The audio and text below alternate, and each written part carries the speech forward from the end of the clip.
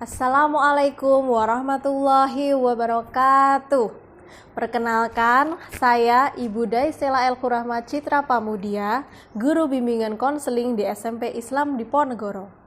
Hari ini Bu Sela akan menyampaikan materi MPLS dengan judul Tata Krama dan Etika Pergaulan.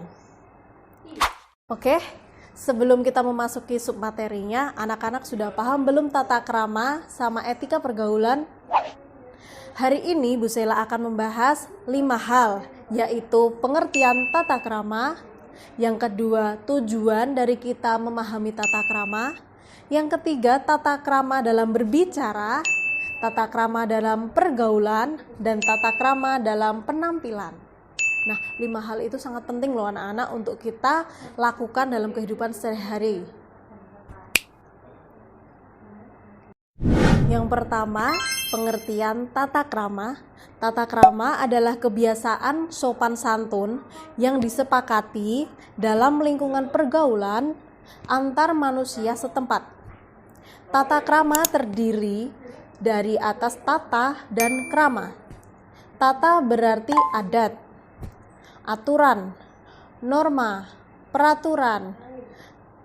Krama berarti sopan, santun, kelakuan, tindakan, perbuatan.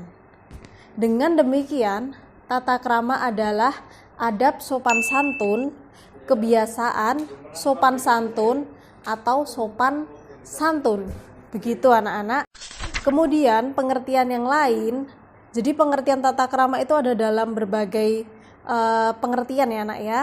Kebiasaan sopan santun yang disepakati dalam lingkungan pergaulan di mana manusia setempat dan berlaku dalam kurun waktu tertentu. Secara tata krama itu terdiri dari 2 kata, yaitu tata berarti adat, aturan, dan lain-lain. Sedangkan krama berarti sopan santun, kelakuan, atau perbuatannya. Selain itu, ada sebutan untuk tata krama yaitu etika telah menjadi bagian dalam hidup kita. Nah, materi yang kedua yaitu tentang tujuan tentang tata krama.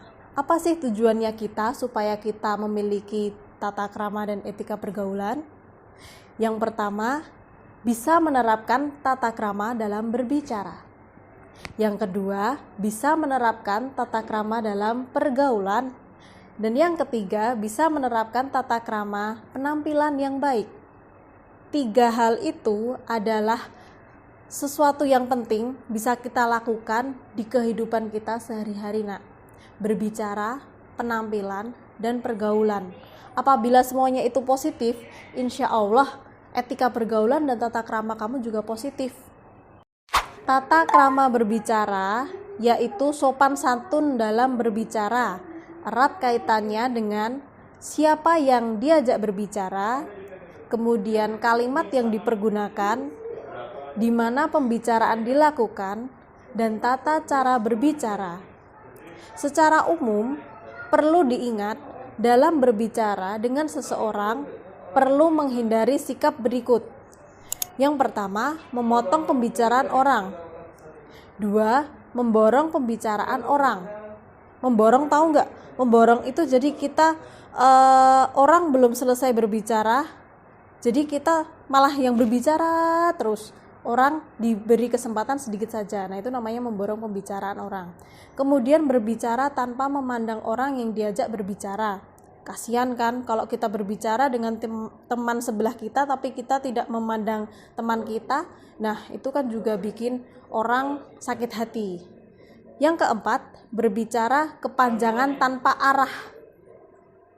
Kemudian yang terakhir, acuh tak acuh terhadap pembicaraan teman bicara kita. Kemudian, tata krama pergaulan. Orang yang dapat menyesuaikan diri dalam pergaulan adalah orang yang tepat dalam menyesuaikan diri dengan tata krama yang berlaku. Dalam etika pergaulan antar manusia, perlu diperhatikan hal-hal sebagai berikut. Yang pertama, siapa yang kita hadapi.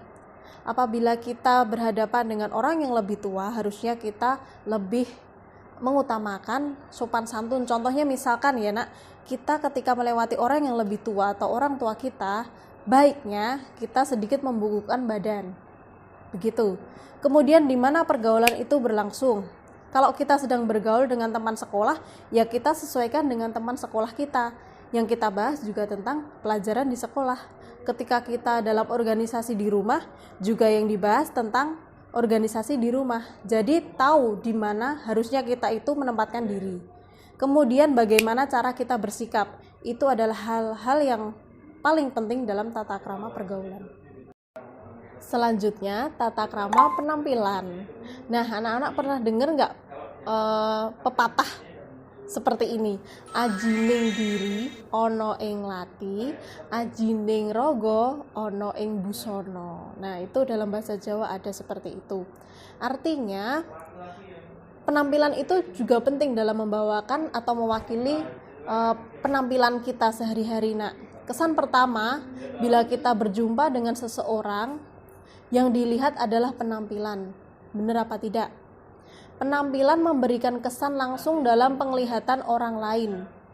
Karena itu, penampilan sedapat mungkin diselaraskan dengan tata krama yang berlaku.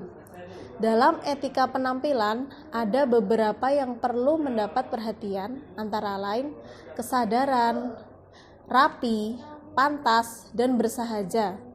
Cara berpakaian yang disesuaikan dengan waktu dan tempat. Nah, apabila kalian menerapkan hal tersebut dalam kehidupan sehari-hari, otomatis kalian akan dipandang seseorang, kalian orang yang sudah bijak dalam berpenampilan. Misalkan kalau di sekolah juga pakai seragam, harusnya dimasukkan juga dimasukkan. Kemudian kalau di rumah dalam pertemuan organisasi, baiknya pakai baju yang rapi. Nah, apabila di rumah juga pakai baju yang khusus di rumah, itu namanya sesuai dengan tempat dan waktu.